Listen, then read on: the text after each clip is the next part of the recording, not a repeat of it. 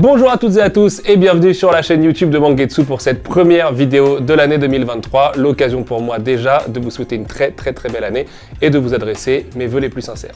Au programme de cette première pleine lune de l'année, il y a beaucoup de choses à voir ensemble puisque vous le savez, janvier 2023, c'est enfin la date de la venue de Junji Ito en France. Ce sera dans 3 semaines à l'occasion du Festival international de la BD d'Angoulême.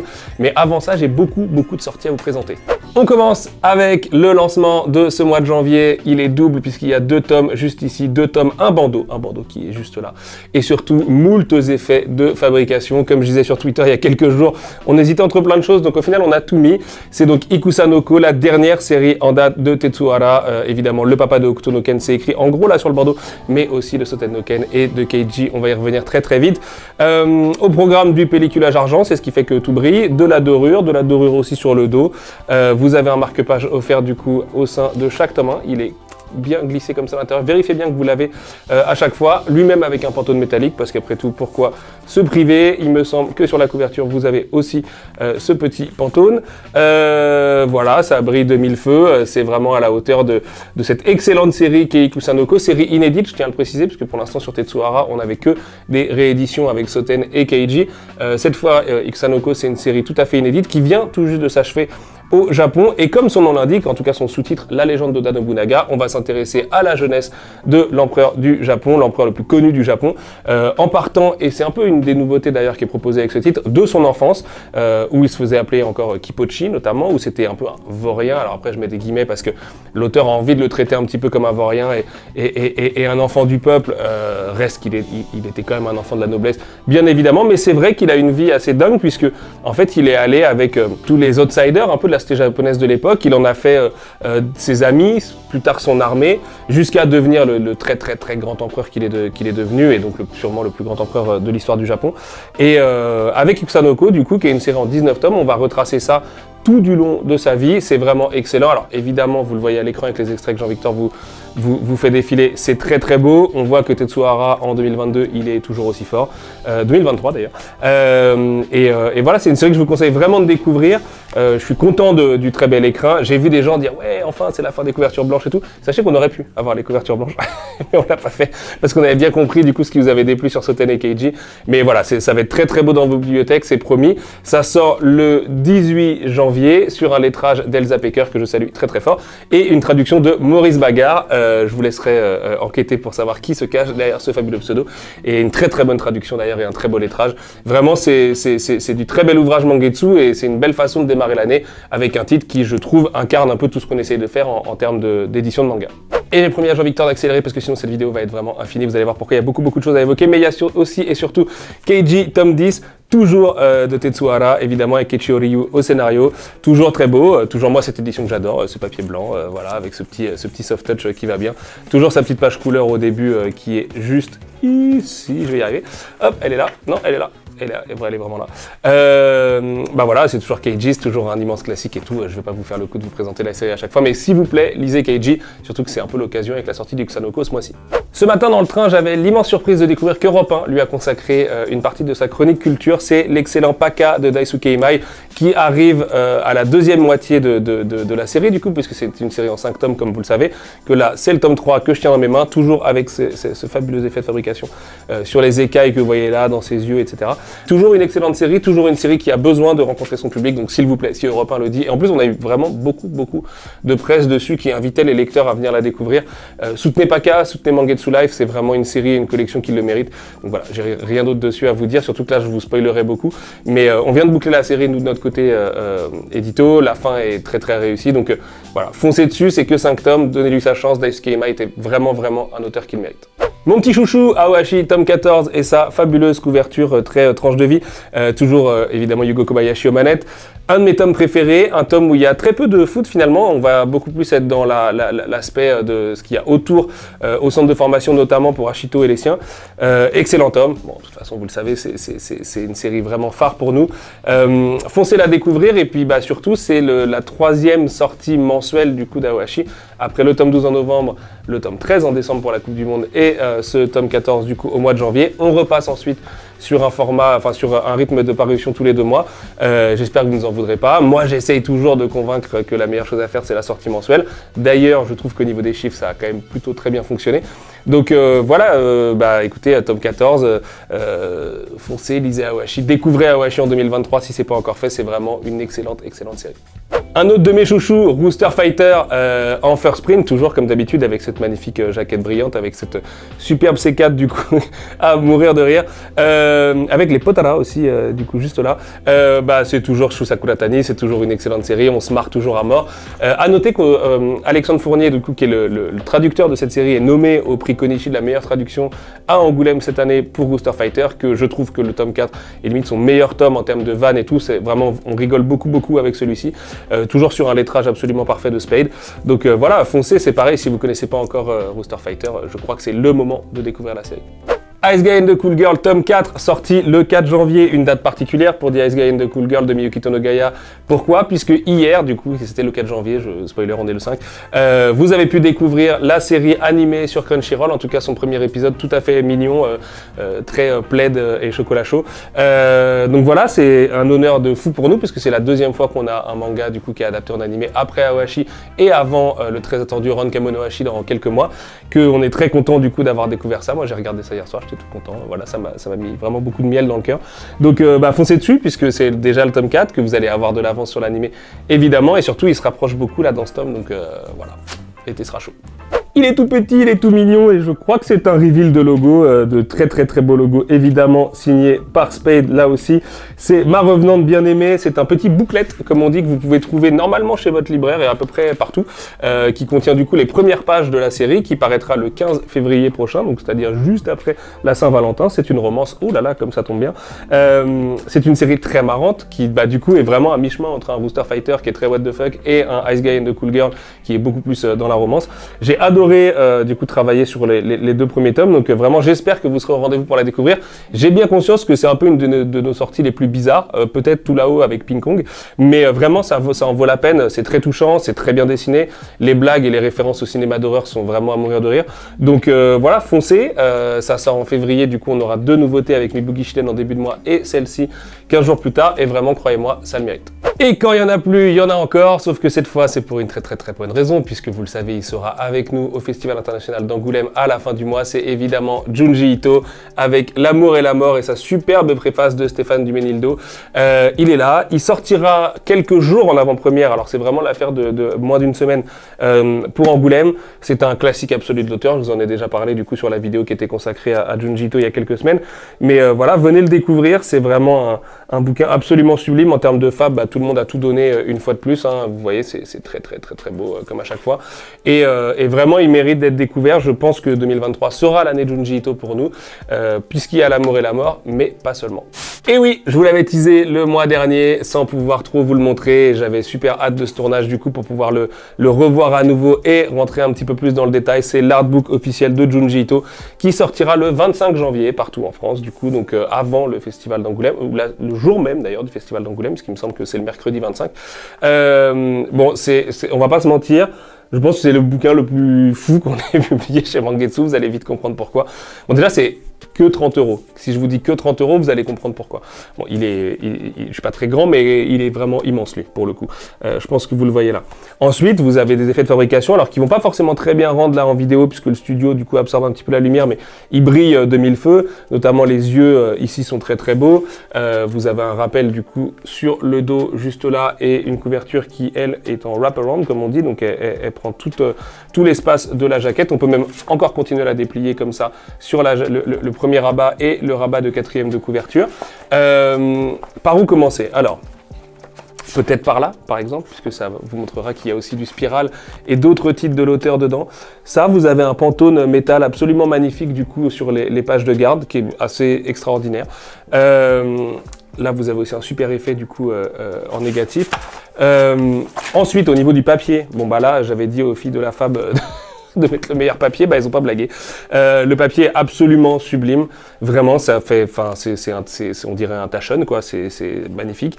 Vous avez des illustrations couleurs de l'auteur du coup au départ, vous avez évidemment du Tomie, la couve des chefs-d'œuvre et tout ça. Il y a quelques dessins inédits que vous ne verrez pas forcément en manga puisque ça prend aussi des travaux de l'auteur qui viennent d'ailleurs, notamment le travail qu'il a fait pour la musique. Vous avez du Spiral juste ici en couleur, vous avez du Spiral aussi en noir et blanc. Vous avez ces pages-là avec une sorte de montage avec des gouttières noires qui sont absolument incroyables. Spiral toujours, mais ça spoil un peu. Spiral toujours d'ailleurs. Une galerie encore de couvertures d'histoires courtes que vous retrouvez chez Mangetsu. Là, il y a du Soichi, etc., etc. L'amour et la mort. Bon, il y a encore beaucoup de choses qui seront à venir dans les prochaines années chez Mangetsu, bien évidemment. Et puis, plus vous allez... son magnifique portrait de Lovecraft, évidemment, qui est absolument culte. Plus vous allez vous avancer vers la fin, et plus vous allez vers des travaux plus personnels de l'auteur. Donc, notamment... Ah, regardez, Shivers. Ça, c'est l'amour et la mort. Des choses qu'il a fait, notamment pour le monde de la musique, comme je vous le disais. Donc, vous l'avez juste ici. C'est presque un autre Junji Ito qu'on découvre, du coup, qui a un trait... vraiment, vraiment sublime. Et puis, en vous avançant, vous avez ce genre de pages montage qui sont elles-mêmes imprimées avec un panneau de métal, ce qui est une folie, hein, je vous le dis.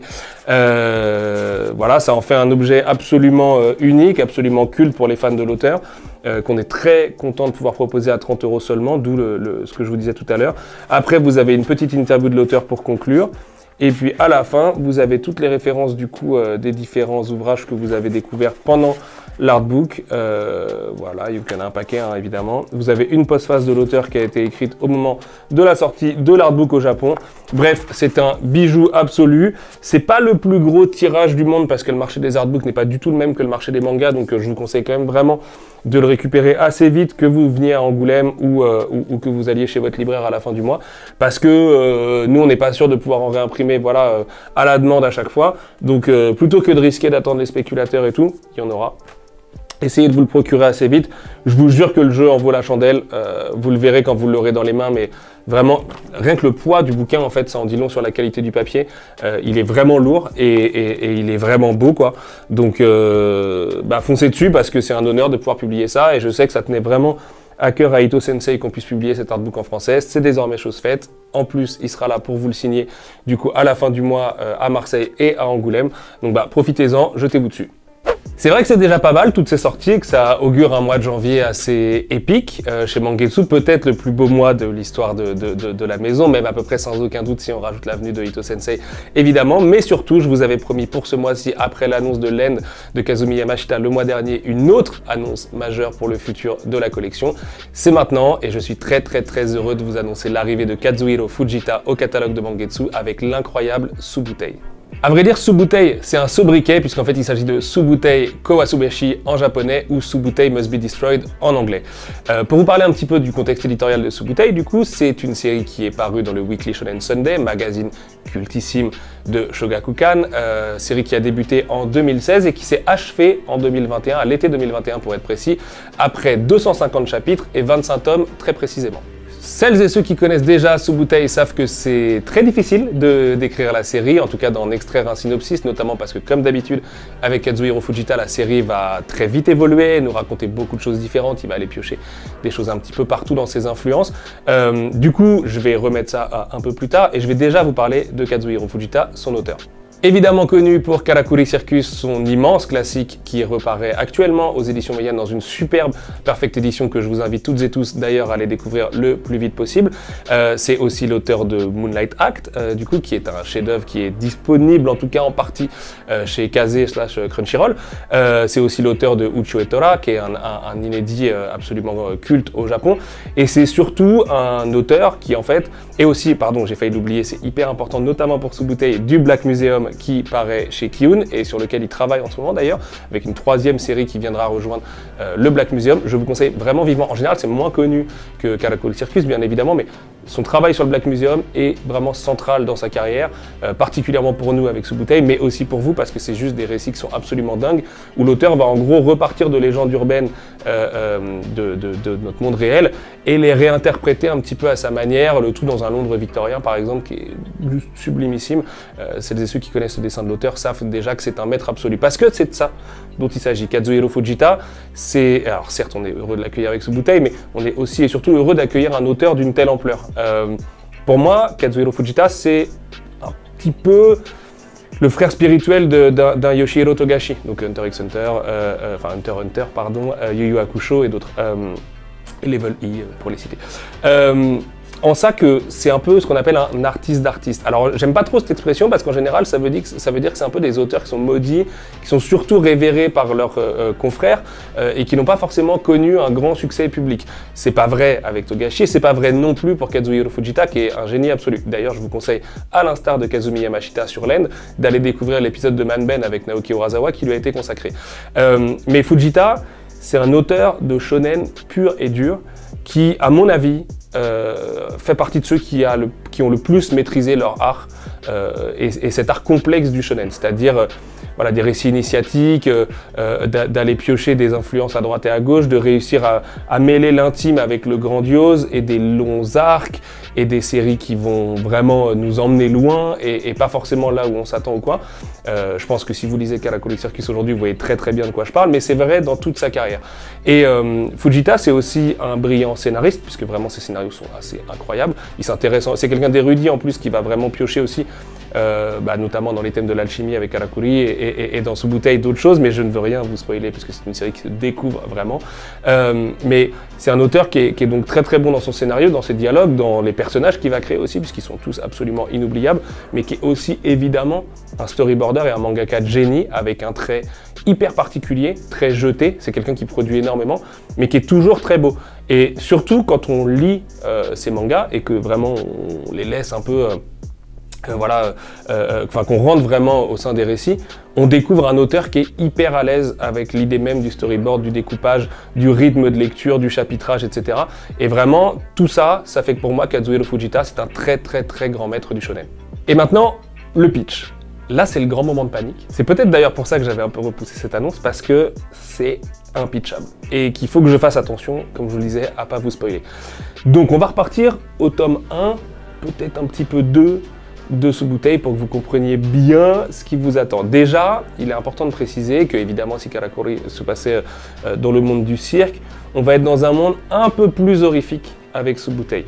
Ça reste un shonen, donc tout ça est très maîtrisé, mais notamment l'intro du bouquin nous présente deux enfants qui, dans un passé du coup, qui remonte aux années 20, parce que le manoir est créé en 29, car Subutai est le nom d'un manoir, mais je vais y venir, qui du coup rentre dans ce manoir avec une petite fille, et cette petite fille a des espèces de bras qui s'allongent, disparaît, des mains qui sortent de ses yeux et tout, bref, des choses assez horrifiques.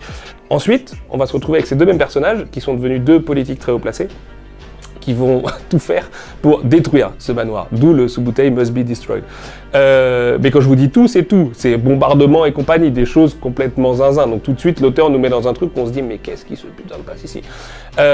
Sauf qu'en fait, un peu à l'instar d'ailleurs de sa façon de mêler l'intime et à la grande histoire, exactement comme il le fait ailleurs, on va surtout suivre deux personnages avec des dynamiques de groupe, parce que ça aussi c'est une de ses spécialités. Le premier étant Tsutomu Takoa, un auteur jeunesse raté, qui n'arrive pas vraiment à se faire publier ou quoi, qui honnêtement c'est un peu Kazuhiro Fujita avec des cheveux, on va pas se mentir, avec ses grosses lunettes rondes et tout ça, et un enfant qui s'appelle Rokuru, du coup, pour le prononcer à la japonaise. Cet enfant va emménager avec son père dans le manoir, dont Tsutomu Takoa est le voisin, et son père va disparaître dans des circonstances improbables. Il s'avère que cet enfant, c'est un peu le premier enfant que l'auteur va rencontrer qui va être capable de lui donner un avis sur ses productions artistiques, ce qui va changer la vie de l'auteur, puisque lui-même est un auteur jeunesse, et qui se rend compte que, ah oui, pour faire des bouquins pour enfants, c'est mieux si je les présente à des enfants. Là, vraiment, on pense très très fort aux dynamiques qu'on peut voir dans Karakuri, avec un personnage qui est vraiment le héros de l'histoire, donc Takoa nous en l'occurrence, avec un enfant, du coup, qui lui-même cache un vrai potentiel héroïque aussi en lui. Sauf qu'à côté de ça, du coup, vont se rajouter deux autres personnages L'un dont je ne vais pas dire grand-chose aujourd'hui, qui s'appelle Seiichi, puisqu'il a des pouvoirs, que c'est lui que vous découvrez sur la jaquette du tome 1, qu'il a un pouvoir qui est très bien pour les fans de Gurren Lagann, je vais le dire comme ça, et la grande sœur de Rokuro. Sachant que Seiichi, lui, débarque dans l'histoire au sein d'un avion qui avait disparu il y a 45 ans, en 72. Cet avion revient dans un état absolument piteux, et quand l'armée va enquêter, du coup, sur cet avion qui vient d'atterrir après avoir disparu pendant 45 ans, dans un état minable, on se demande même comment il a pu juste voler et atterrir, il découvre Seiichi à l'intérieur. Seiichi qui a un peu une dégaine de monstre et tout ça. Et en fait, ces 4 personnages, à mon sens, sont vraiment le quatuor central de ce bouteille. En tout cas, pendant un moment. Ajoutez à ça, beaucoup d'autres personnages, vraiment une galerie comme l'auteur en a l'habitude, de spécialistes en tout genre venus, parce que c'est aussi un auteur universaliste dans sa définition, vous le savez pour ceux qui ont lu Karakuri, qui se passe à Quiberon et en Chine et aux États-Unis et un coup au Japon avec des personnages qui voyagent beaucoup et tout. Là c'est pareil, sauf que les personnages vont venir jusqu'au Japon et jusqu'à Subutai, puisque Subutai, du coup, est un peu le 5e personnage. Le manoir lui-même est un personnage. Sauf que c'est là où je peux rien vous dire. Parce que il y a énormément de mystères autour de ce manoir, vous imaginez bien. Vous prenez un manoir un peu décrépit, tout ça, avec une volonté de le détruire et une approche assez horrifique. On peut se douter de 2-3 trucs, mais le manoir en tant que tel, c'est une porte, on va appeler ça comme ça. Et il est central au développement de l'intrigue. Et en ça, vous savez, il y a certains films, notamment chez Michael Mann ou quoi, où la ville va être vraiment un personnage à part entière. Bah là, c'est pareil, mais avec un manoir, du coup. Et voire même le quartier qui l'entoure. Et là, je me rends compte que ce pitch est assez juste. Mais en fait, dois vous dire, mais qu'est-ce que c'est que ce bordel? Et je crois que c'est précisément pour ça que ce bouteille est une œuvre absolument géniale. Eh ben non, parce qu'en fait, je me rends compte que j'ai oublié de vous raconter 2-3 trucs. Bon, déjà, l'ère dans laquelle le manoir a été créé, l'ère Taisho, c'est une époque qui est entourée d'un grand mysticisme et c'est vraiment une époque très importante pour l'histoire du Japon, que je vous invite d'ailleurs à aller googler, ou si vous lisez Chihoran, imaginez juste ce qui se passe à peu près 30 ans plus tard, ou en tout cas dans l'intro de Chihoran, et voilà. Donc c'est un Japon qui est en pleine mutation industrielle et tout. Et il faut aussi que je vous parle du coup de Kurenai Tsuge, qui est la grande sœur de Rokuro, sa grande demi-sœur en l'occurrence, qui est une katana chamane. Comme son nom l'indique, elle est chamane avec des armes, du coup des petits wakizashi, ce qui évidemment nous place dans un contexte un peu magique, en tout cas mystique, où les chamans et autres sorciers et tout ça exercent dans un monde qui par ailleurs ressemble tout à fait au nôtre à côté de ça. Plus, rajouter une couche d'horreur cosmique à tout ça. D'ailleurs, les gens qui ont vu mon teaser sur Twitter la semaine dernière, du coup, se rendront un petit peu compte du pourquoi du choix de cette case. Et vous pouvez imaginer encore un petit peu mieux, ou pas d'ailleurs, où est-ce que l'auteur veut nous emmener. Maintenant, je pense qu'il faut que j'arrête là, parce que je pourrais vous raconter plein de choses, parce qu'en fait tout ça, c'est uniquement les tomes 1 et 2, donc autant vous dire que comme d'hab avec Kazuhiro Fujita, on va à 200 à l'heure et qu'il y a beaucoup d'informations et tout ça. Ce qui est important à retenir, surtout, c'est que c'est une série qui se relie. C'est-à-dire que 250 chapitres, 25 volumes, des indices à droite à gauche et tout ça, c'est une série que vous allez lire plusieurs fois. En tout cas, je vous invite à la lire plusieurs fois. Parce que, en vrai, quand on la connaît jusqu'à la fin, on se rend compte de tout ce que l'auteur a mis sous nos yeux, mais vraiment sous nos yeux, dès le départ, et que certaines réponses étaient là, et en fait, on est juste occupé à regarder autre chose. Ça me fait dire que l'auteur est encore plus génial que toute la couche très premier degré que je vous ai raconté tout à l'heure sur pourquoi c'est un génie absolu. Parce qu'en fait, en le relisant une deuxième fois, et là j'ai hâte d'ailleurs de la relire une troisième fois quand on sera à la production, je me rends compte que c'est presque mystique en soi de réussir à faire une série qui cache autant de choses. Et j'ai conscience que Moonlight Act et que Karakuri Circus sont d'énormes classiques, au même titre que Uchu et Tora par ailleurs. Je pense sincèrement, mais c'est aussi parce que c'est Mangetsu, c'est mes goûts, que je pense que c'est la série qui colle le mieux un petit peu de l'auteur à ce qu'on cherche à publier, mais honnêtement je crois que c'est ma série préférée de Kazuhiro Fujita. J'ai un peu de mal à comprendre pourquoi elle n'était pas sortie en français jusqu'à maintenant, mais franchement tant mieux parce que c'est un honneur dingue d'accueillir un auteur d'une telle trempe chez nous, qu'on va évidemment lui rendre hommage en termes de fabrication, en termes de traduction, en termes de lettrage. D'ailleurs, pour parler concret, en termes de date de sortie, décembre 2023, début d'année 2024. J'ai encore une petite hésitation, ça dépendra aussi d'un autre titre qui était prévu en décembre 2023, qui va un petit peu glisser ça et là, un titre que je n'ai pas encore annoncé et qui est aussi un énorme classique venu du Japon par ailleurs, de Shueisha, je peux vous le dire. Mais voilà, c'est vraiment une série à part qui sera dans la collection Mangetsu Shonen car c'est un shonen. Et à la fois, on est sur du shonen, voilà, c'est pas vraiment pour un public qui aurait 11-12 ans, je pense. On est un petit peu plus âgé que ça quand même. À la fois, je serais aussi très curieux, puisque encore une fois, il y a de l'horreur et de l'horreur cosmique et tout, donc des références qu'on n'a pas forcément en étant beaucoup plus jeune. Mais à la fois, je serais très curieux de le faire lire à un public assez jeune, puisque je pense qu'il n'y a rien de choquant ou quoi, et que ça peut être aussi l'ouverture vers des codes narratifs hyper précieux, quoi. Il est évident que Fujita est une référence pour la quasi-totalité des auteurs qui font du shonen aujourd'hui au Japon. Bon, l'auteur est lui-même une superstar du coup là-bas et c'est bien normal quand on voit les classiques qu'il a publiés tout au long de sa carrière.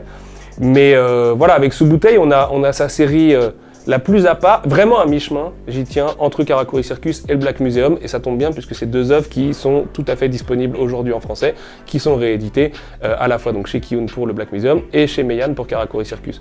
Donc allez découvrir l'auteur, profitez de cette année du coup de battement pendant laquelle nous on va préparer la sortie de Subutei en français pour aller découvrir Karakuri parce que vraiment c'est un immense classique du genre. Et le Black Museum, vous mixez un peu les deux et vous avez une vague idée, plus le pitch que je vous ai fait un petit peu nébuleux juste avant, de ce qui vous attend avec Subutei. Voilà pour moi, je suis très très content du coup de conclure cette double annonce avec Len le mois dernier et Subutei ce mois-ci. J'espère que ça vous a plu pour les fêtes et la nouvelle année. Je vous donne rendez-vous du coup à Angoulême. Si vous voulez qu'on discute de Kazuhiro Fujita, maintenant on pourra le faire, et aussi de Kazumi Yamashita, et aussi de tous les autres titres qui arriveront en 2023 chez Mangetsu. Je vous remercie infiniment pour le soutien que vous apportez à la collection encore et toujours. Et puis bah encore une fois, meilleurs vœux, passez une très belle année, une année pleine de mangas, je vous le souhaite. Nous on se retrouve le mois prochain après la venue de Ito Sensei du coup. Je vais sûrement avoir des yeux comme ça le mois prochain, mais c'est pas grave. Le jeu en vaut largement la chandelle je pense. Et puis bah voilà, prenez soin de vous, on vous embrasse très fort, bonne année tout le monde, à bientôt.